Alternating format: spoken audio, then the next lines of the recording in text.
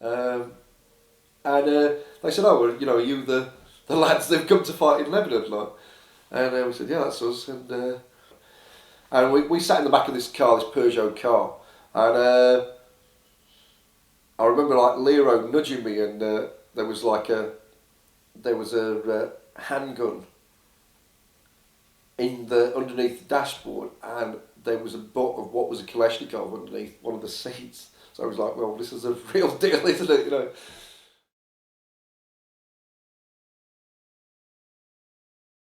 Yeah, well, before I started school, um, me and my sister, who's 18 months younger than me, uh, used to, of a Friday we would go to town with my mum to meet her mother, our grandma, um, and we get dragged around the market for a bit, and then there would come a point where we would go for a cup of tea in Woolworths Cafe. I'd sit and gawp out the window like while my mum went and got me and my sister an orange juice. But I can remember on this one occasion watching this old man who went and got himself a meal. But I saw him dusting his food with what he thought was salt, but which I later realised was actually sugar in one of those big pots that you sometimes still see sugar in. And he started to eat this and realised that he put sugar all over his food, and which was obviously not very pleasant. So he went back to the counter and asked them and complained about this, and they just said, well, there was nothing they could do about it. And so he had to return. And he's obviously too poor. There's this old man who must have been through the war and everything, like, you know, and you know, was at the end of his working life. And he couldn't just tell them to piss off or tell them to throw it away. He had to, because he had to come back and sit and eat this. And it was clearly, you could see from his face, it wasn't pleasant, but he had to sit and eat this food, despite the fact that it was ruined. And it stuck with me very, very clearly, that just that sense of wrongness, you know, that sense of injustice that he you know, he had to do that nobody had any respect for him for what he must have accomplished in his life. That was it. You know, this old man of 65 was reduced to eating that. You know, I was very political from being a very young child. I can't remember a time when I wasn't political. I can remember being at infant school and organising protests. I grew up at a time when I often went to bed hungry because there wasn't. Because I came from a family of three. My dad had he was a machine tool fitter. It's a skilled job. It's a badly paid job. And as I say, he was often on strike. So I knew what hunger was. I knew what it was to have holes in my shoes, to have to wear plastic bags inside them to keep the water out. You know, to have to wear old clothes and clothes that were too small for you. You know, that's in itself political education. And, you know, the class divisions in society then were as obvious as they are today. And I think that's true even for young for a young person. You know, it's obvious that there's an unfairness, or it should be obvious that there's an unfairness between somebody who doesn't have enough and others who have plenty. And you know, you didn't have to look far to see people protesting or rebelling against their betters and their masters. I mean, I was just part of that. Maybe I had limited understanding of it, but the thing is, as I say, you didn't have to look very far to see, what was happening. You know, the Vietnam War was going on. You had like the Cuban Revolution. The anti-fascist struggle in Spain was still going on then. You know, they were still executing anti-fascists. You know, you had like Layla Khaled hijacking planes, and this is all very. I found this very, very exciting as a child. You know, like our school was cleared because somebody had phoned in a bomb warning from the Agri Brigade. Now, which meant we all got to go and stand outside for a couple of hours, which was, as far as I was concerned, was great. You know, these were my heroes. You know, the people who were prepared to take on the ruling class. You know, that's what I want to do. And you know, it was all very romantic. You know, like these people had long hair and you know were sort of attractive young people. They you know, that were saying fuck society. You know, they were my heroes.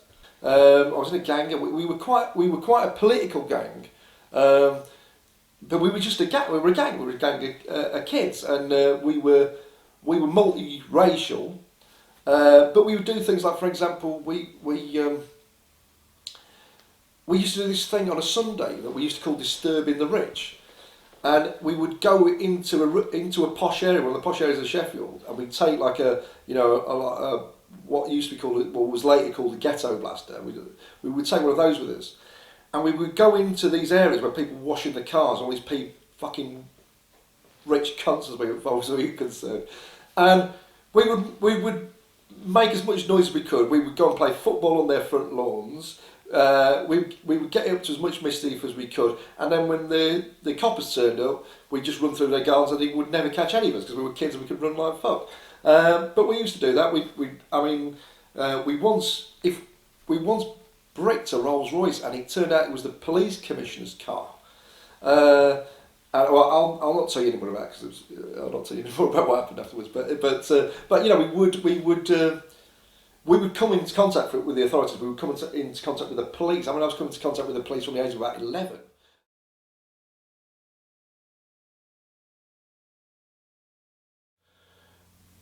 And I eventually came into contact with Sheffield anarchists who'd been producing a magazine. There was a magazine in 1891 called the Sheffield Anarchist, and they revived this in 1975. And I think it was 1977 I first came across a copy and quickly got in contact with them. During that period of, you know, the 70s, that mid-70s, when I was between 14 and 16, was a time when you got, you know, you got a lot of polarisation. You got the rise of the National Front, and I was very active as an anti-fascist, involved in some very militant anti-fascism. You know, getting involved in the armed struggle was simple. You know what I mean? I was 13 when I threw my first petrol ball. You know, one of the things that the Angry Brigade propagated is that everybody could be involved in the armed struggle. It didn't have to be part of an elite commando unit. You know, that everybody could be involved.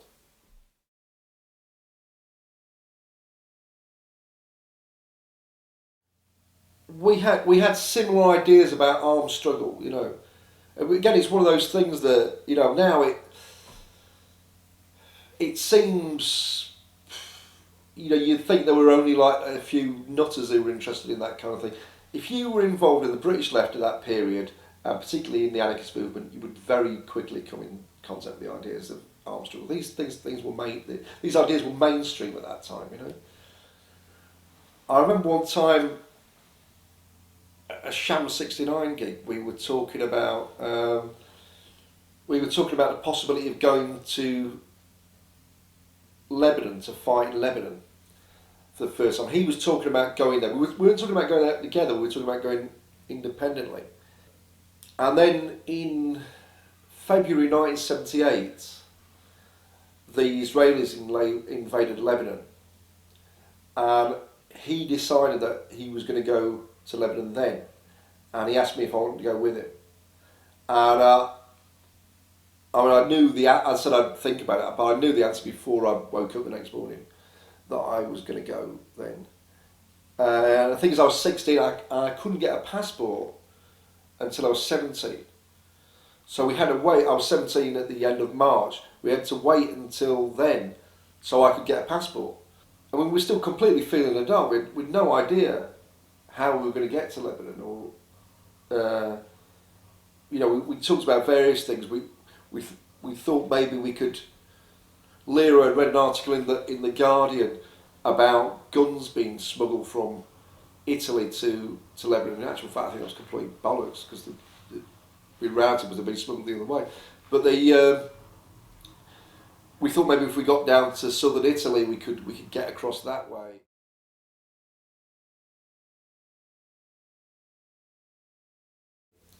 And they asked us they took us very seriously, and they asked us to write down a bit about ourselves and why we wanted to go to Lebanon to fight, and which we did, and then they said they would arrange it. I have to say I don't think I've ever met a working class pacifist. Possibly they exist, but most people who come from a working class background realise that you have to fight for things, that you have to fight for things, and that the rich, the powerful, are not going to give things up without a fight. I'm still the same person I was then. I'm still, as I say, I'm still very, very active politically. In a full-time sense, and I don't carry a gun anymore, but I still consider myself a revolutionary.